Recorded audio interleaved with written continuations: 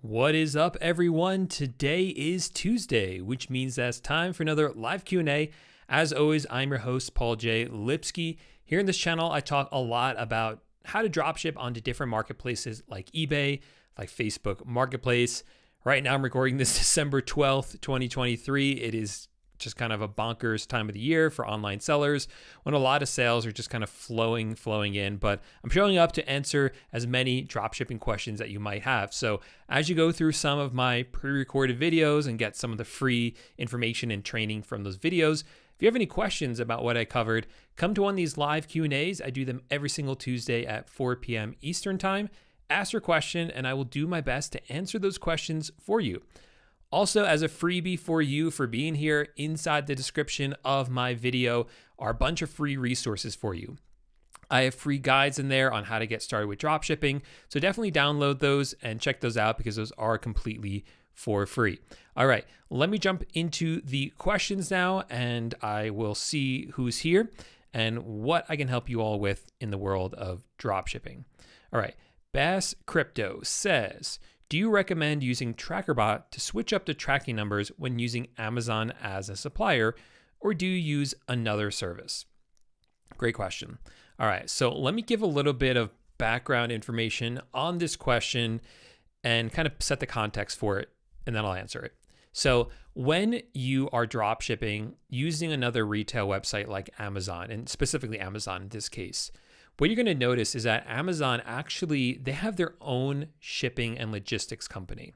So instead of shipping through UPS or FedEx, which they do still use sometimes, but primarily they ship their items through Amazon Logistics, through their own shipping company. If you've ever ordered something from Amazon for yourself, you've probably seen this. These Amazon trucks rolling around town and Amazon workers actually delivering the items to your doorstep. Those are Amazon's own delivery vehicles and delivery people. So as a result of that, the tracking number that you get from them is an Amazon tracking number. Now, technically, those Amazon tracking numbers can be uploaded into eBay. And the reason for that is because eBay understands that a lot of sellers on their platform sell on multiple marketplaces and they do cross-channel selling.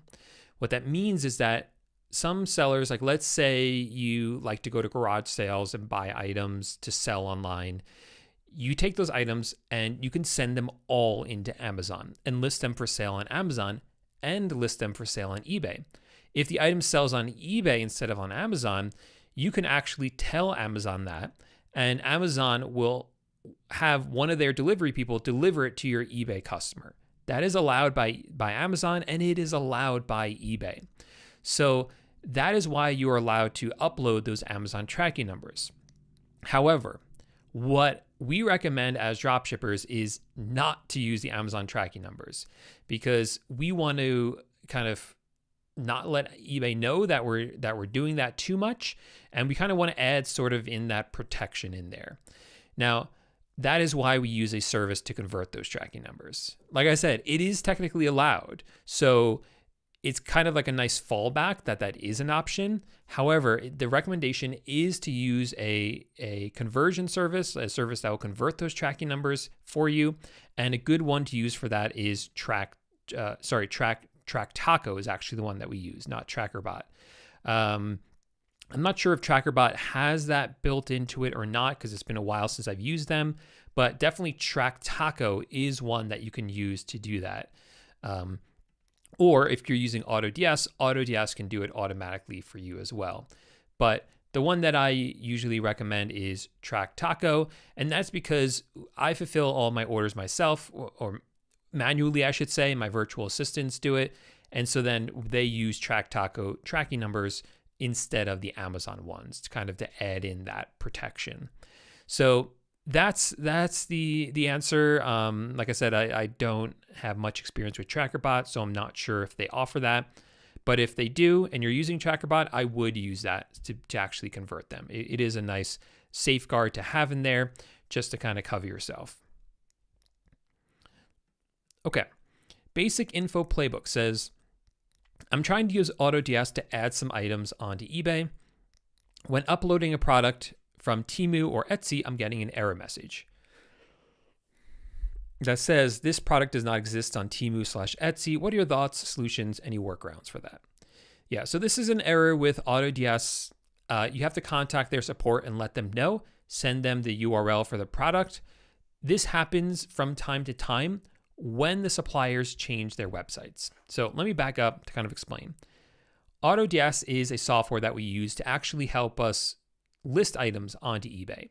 So let's say you find an item on like Walmart.com, you just grab the URL for that product, plug it into Autods, and Autods does the rest. They will actually list the item onto eBay with all the images, with a nice description, with the title, although you should change that title for eBay, but it will pull in everything for you and just automatically list that item. In addition to that, once that item is now listed with Autods, Autods will check Walmart for price changes or if the item goes out of stock, so we'll update that on eBay. And it doesn't just work with Walmart, it works with a lot of other suppliers like Lowe's, Target, Amazon, Home Depot, Wayfair, Costco, Teemu, and Etsy, for instance. But anytime one of these websites changes their website, like if Walmart changes their website or Teemu or Etsy, if it's enough of a change, then Autods has to update their software so that it works again. So just let them know, because that way they're aware of it and they'll send their developers to actually fix the issue. So that's what that means. And unfortunately, until that's updated, there's nothing you can do, but just let them know.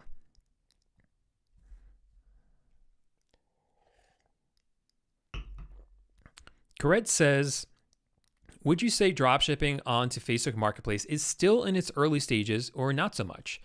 Was inception back in 2021? So I'm not exactly sure when Facebook Marketplace came about, but I do know that the way we use Facebook Marketplace was only really possible as of, I think, about 2021, if I remember, or maybe it was even 2020. Yeah, I think it was actually in 2020. So what happened around then was that prior to that, if you wanted to sell an item on Facebook Marketplace, the only way you could do that was to sell the item locally. It was very much like Craigslist. So if I were to list up something like one of my books up there and someone said, hey, I want to purchase it, we would have to meet up in person to actually sell it. Now that's changed because now Facebook has a payment processor built in. So if I was selling that book, then someone wanted to buy it, they could pay through Facebook. I would get the money and I could then print out a shipping label from Facebook and ship the item to the customer. Or I could use my own shipping service. I could go to UPS myself and do that. That unlocked the possibility of drop shipping for us. So now we list up items for sale from like Walmart, Amazon, etc. When the item sells, we don't print out the shipping labels. Instead, we just take the address, plug it into Walmart, add the item to the cart, ship it to the customer, and then Amazon or Walmart, whoever is going to actually ship it to the customer. That started back like in 2020, and it took like a year or so to really get rolling because not everyone had that option unlocked, and slowly more and more people did. I still think it's pretty early. It's what, like almost 3 years now, or 3 or 4 years now. I still think it's really early. We're still seeing Facebook kind of figuring out what they want to do with this. As an example of that, about a year and a half, 2 years ago, Facebook gave us the option of selling on Facebook Marketplace using Facebook Shops. And now, as of a couple of weeks ago, they took that option away. It was kind of like an experiment for them. And for whatever reason, they didn't like it. So I still think they're sort of figuring this out. In addition to that, their fees for selling on Facebook Marketplace are really, really low, like much lower than eBay, much lower than Amazon. And that tells me that they are trying to get more people to sell on there, because if they keep their fees low, more people will sell on there because they get to keep more of the profit. The sellers do. And then once they get more market share, then they'll raise their fees up. But we haven't seen that happen yet. So that's why I still think it's kind of like in its infancy. They're still trying to figure it out, which really presents a good opportunity for us because we're in it early. We're getting ourselves established on Facebook Marketplace, learning it, adapting with it. instead of trying to come into it like in 3 or 4 years, once it's more mature, and then trying to figure it out from scratch when all of that's in place. We're going to figure it out along the way and adapt along the way to be able to stay ahead of the curve. Stella says, why is it taking so long to process the orders? I assume what you're talking about is Autods, because you might have auto ordering set up with Autods. For any issues like that, unfortunately, I can't answer them. I don't own Autods. I don't have any insights into their software like that. So you'd have to reach out to their support.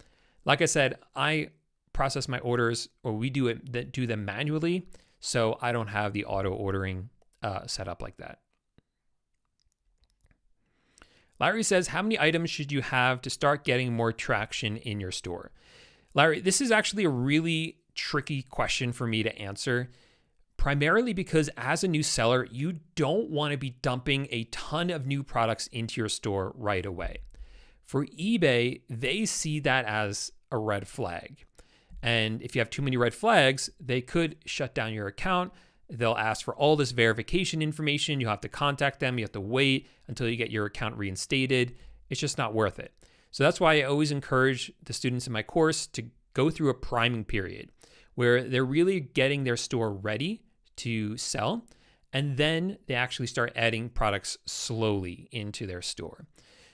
That's the way they recommend that you do it, so that you avoid sort of those red flags. You avoid a sudden jump in listings or sales, so you don't have that issue with eBay come up.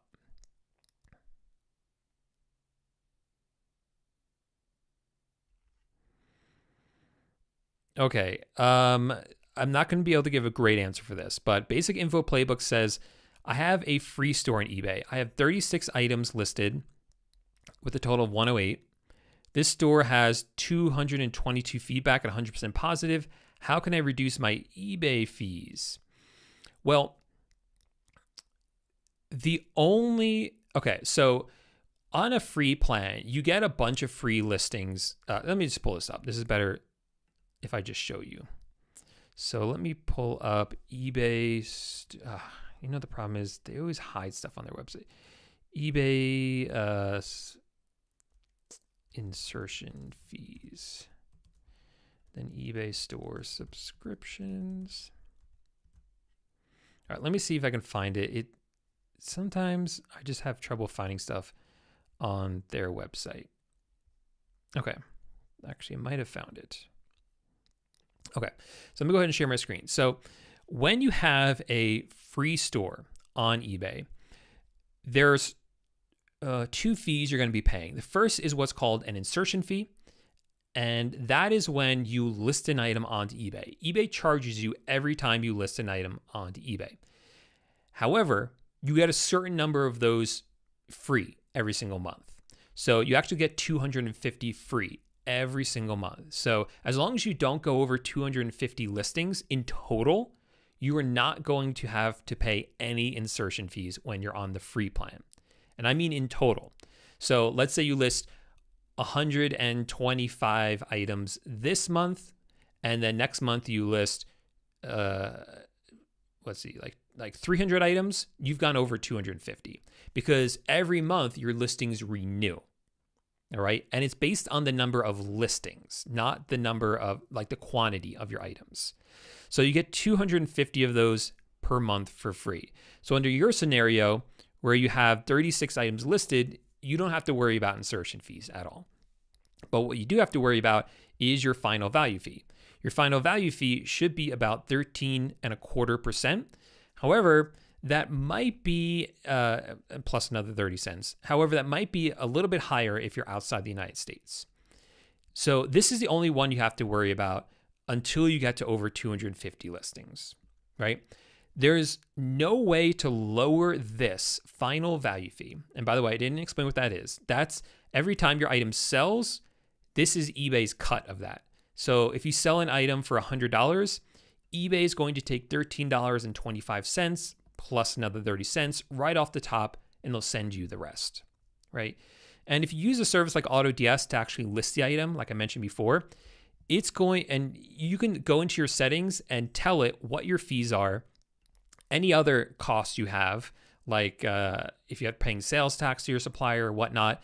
Every time you list an item, it will take the price of the item from your supplier's website and mark it up enough to cover all this, just so you're aware. That is the final value fee. Now, you can sign up for what's called an eBay store subscription. With an eBay store subscription, you get more free listings every month and a lower final value fee. But it does cost you money. So you might be paying like $22 every month. But for that, you get more free listings and a lower final value fee. So for instance, we have right here all of the store subscriptions listed: starter, basic, premium, and anchor. Oh, and then the enterprise as well. I would ignore the starter plan, because with the starter plan, you don't really get that great of a benefit. Remember, on the free plan, you get 250 free listings every single month. And what I didn't mention was that if you go over 250, each item over 250 will cost you 35 cents in insertion fees. With the starter store, you don't get any more free listings. It's still 250, but the insertion fee cost after that is only 30 cents. It's not really a great benefit, to be honest. What is much better is the basic store, because for $22 a month, you get 1,000 free listings a month. So you've just quadrupled that to 1,000. If you go over that, it's just 25 cents, and your final value fee drops as well. Your final value fee drops. Why doesn't it tell you here? Well, it does drop. I'm not sure why it's not showing you what it is. Oh, because it's different per category. But usually for most categories, it is like 12. Where is it? Well, it's about, I know it's 12.35, but I'm just not seeing it wherever it is. Usually it says most categories or every other category is 12.35. I'm not seeing that. So that's the only way to lower it, is actually sign up for one of these store subscriptions. Again, you don't really need the starter store, but it would be the basic store would be the best one. Inside my course, if you're a student, I have a whole section on this, and I tell you when it makes sense to upgrade to the basic store. It depends on the number of listings that you have.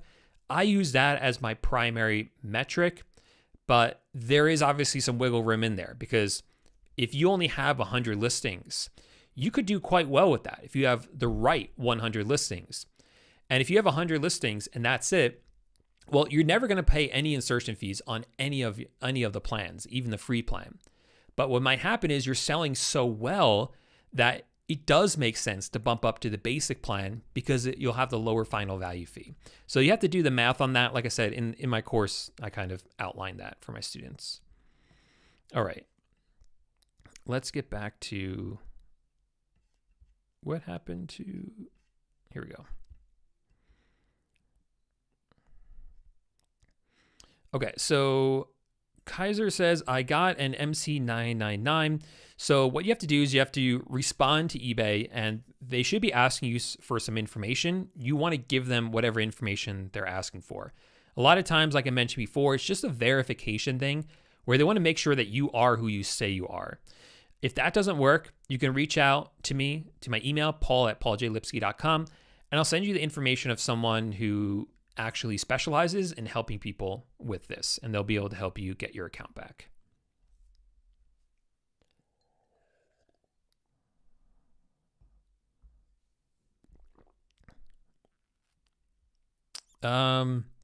Without looking at your account, I'm not sure why your impressions would have dropped. There are a number of reasons why impressions on your account would drop. For instance, if you have enough defects on your account, you could fall below standard. And if you fall below standard, that could affect the impressions on your account. So that's why I always make it a priority to always respond to cases, to always respond to returns, to always answer customer questions, so I can avoid that. But again, without looking at your account, I'm not sure exactly why that would have happened.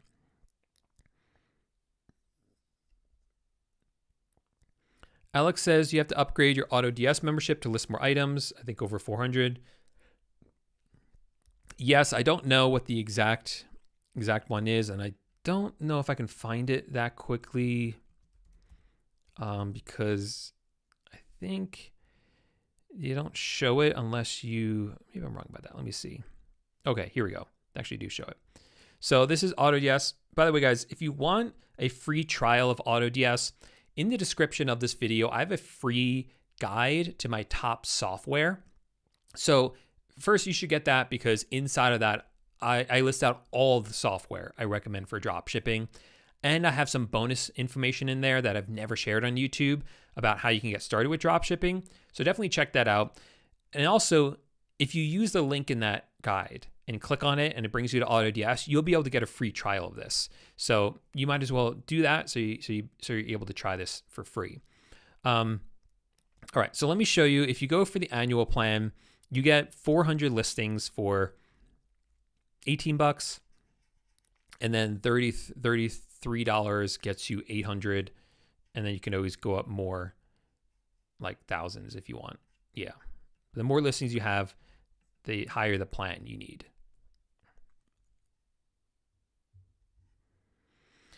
All right, basic info playbook says Teemu is canceling my purchases. I've opened new accounts on Teemu and changed payment methods. What are your thoughts, solutions, and workarounds?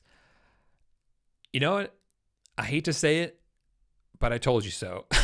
Honestly, I made a video all about it's called Should You Dropship from Teemu or something like that. And in it, I list out how great Teemu is for dropshipping because they have such cheap items, they have relatively good shipping, yada, yada, yada. But ultimately, I say you should not dropship from Teemu. And that's because they specifically say they don't want you to dropship from them. And if they catch you doing it, they will cancel your account. And I talked to other people who had tried it, and that's exactly their experience. If you dropship from Teemu, chances are they will start canceling your orders because they don't want you to dropship from them. They see you shipping to all these different addresses, they're going to know that you're doing it. So don't do it. There's plenty of suppliers that are aware that we're dropshipping and let us do it, right? If Teemu's able to see that we're shipping to different addresses and they don't like that, that tells me that every other retailer out there could do that, and they're not doing that. Walmart, for instance, Amazon, Home Depot, they all know that we're ordering these items and shipping to different addresses, and they're letting us do it, which means that they're going to be a lot better than something like Teemu. So I wouldn't go with Teemu because it's not working for drop shipping.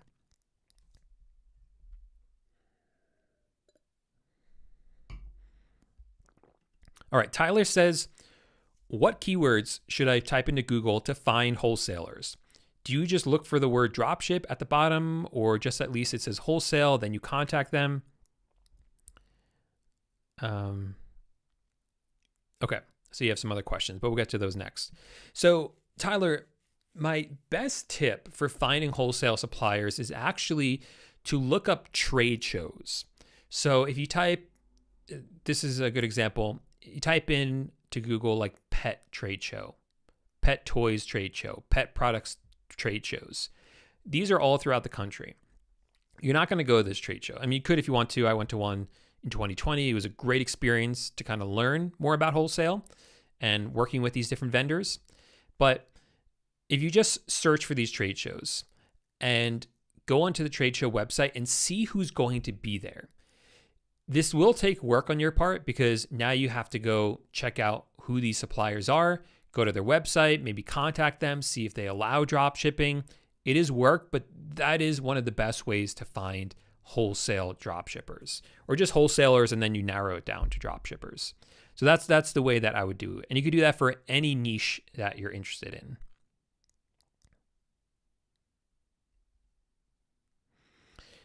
Alex says, do you talk about how to do drop shipping? I'm not sure I understand your question here. Do you talk about how to do drop shipping housing, Facebook Marketplace? I'm not understanding your question, to be honest, what exactly you're referring to. Okay, Tyler says, I thought I had some wholesalers I could use for drop shipping, but wow, forgot to check their return policies, and they were absolutely terrible. One was like 50% money back on any returns. Ridiculous. Yeah, I agree, Tyler. You got to look for all of that stuff. Like create a checklist for yourself. You're going to check what their shipping policy is, what their return policy is, if they have good customer service, what their items are like, what their prices are like, if they allow drop shipping. Those are the things you want to look out for, because 50% money back on a return, that's terrible. That's not right. Yeah, exactly. Tyler says, have you had success contacting wholesalers who don't even mention dropshipping on their page at all? Do you recommend calling or emailing? Yes, but it is kind of like finding a needle in a haystack. Like, it takes a lot of calls. So, I mean, if you think about it, let's say 1 out of 100 ends up being a great supplier. That means you have to first call 99 people and get rejected before you get that one that will finally accept you. And that is a lot of rejections. So it is kind of like a hustle to go through and actually find one that will fit all the boxes that you want to check off. But I would call them. Calling is better because you can actually talk to them, and they're more likely to respond and get you the information quicker.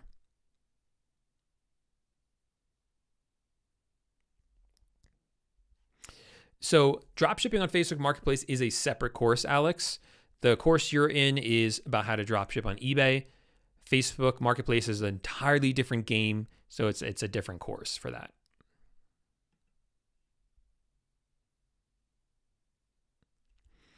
Home Depot is getting more and more difficult. Like, they are almost on my do not use list entirely. And we've been moving away from using Home Depot because of these problems with returns. So I don't know. As I've said this a few times, I really think someone should come after them, like the FCC or something, because on their website, it says they allow returns. And now what they're trying to do is trying to force you to go into their store to return stuff. And that's not right. That's not what their website says. So they shouldn't be making you do that.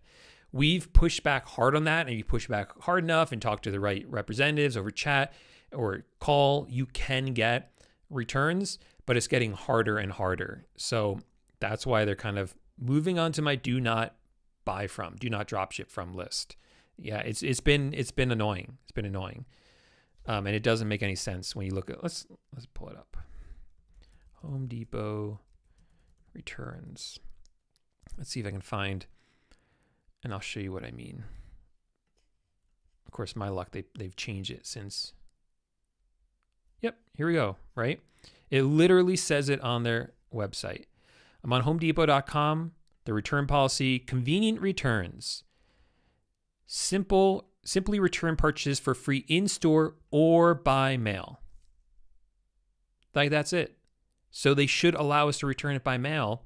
And the fact that they're not, this is like false advertising. Completely false advertising. So they really should allow it. And that's what we've pushed back on a lot with them. Yeah. Return online. Start your return on, this button never works. So you have to call or chat.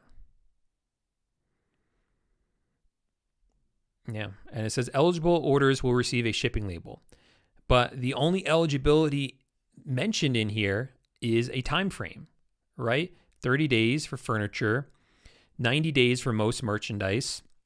Most everything you're going to be drop shipping falls within 90 days. That's the only qualification. So you see the problem, right? You see what the issue is.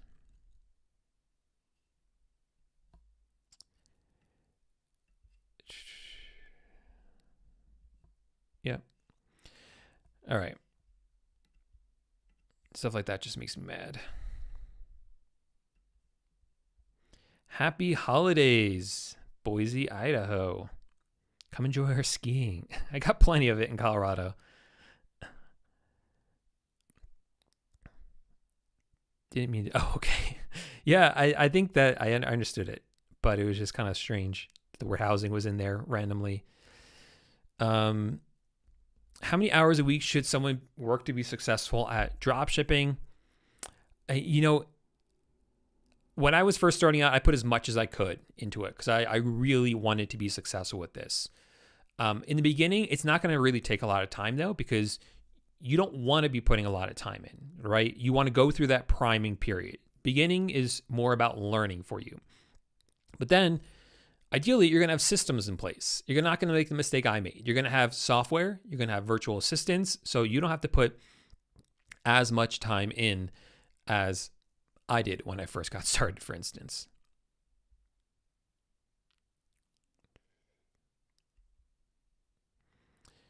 I answered this in the beginning, so make sure to check that out. All right, so that is it for today. Thanks everyone for coming to the live stream. We'll do another one next week, but not one on the 26th because I'll be doing some traveling for the holidays. In the description of this video are a ton of free resources for you. Definitely check those out. Definitely get those downloaded. They're free for you, so you might as well get them. Thanks so much, everyone, and I'll see you next week for the next live Q&A. I do them every single Tuesday at 4 p.m. Eastern.